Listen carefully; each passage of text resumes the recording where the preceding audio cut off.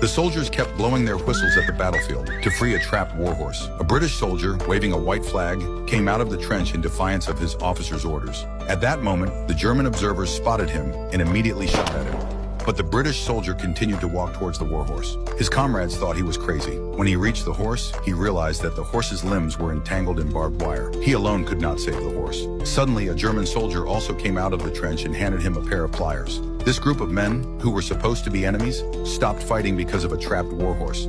They stood together in the center of the battlefield to discuss how to free the horse. But a pair of pliers was not enough. The German soldier shouted toward his trench. The next second, several pincers were thrown out. The two soldiers crouched down and worked together to cut the barbed wire wrapped around the horse. They even chatted about funny stories from their respective trenches, like close friends who hadn't seen each other in years. When the last wire was cut, the horse finally stood up. But the ownership of the horse caused the two men to argue.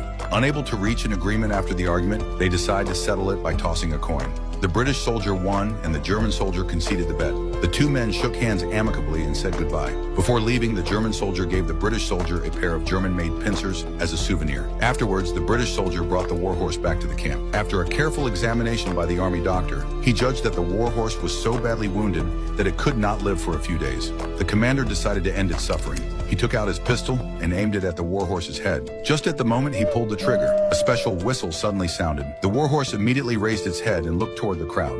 A soldier, who was blind, walked out whistling. The warhorse walked towards the soldier, and it recognized that this was the master it hadn't seen in 4 years.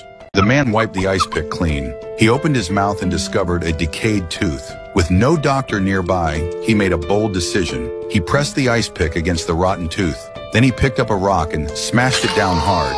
The intense pain knocked him unconscious on the spot. When he awoke, he tore open the packages, hoping to find something useful. The first box contained a volleyball.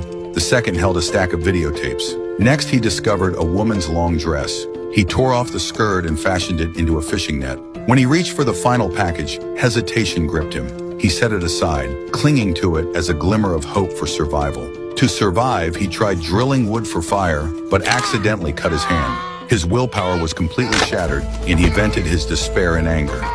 But after calming down, he had to face reality again. Then he noticed the blood-stained handprint on the volleyball. He drew a face on it and named it Wilson. With this companion, the man felt his strength returning.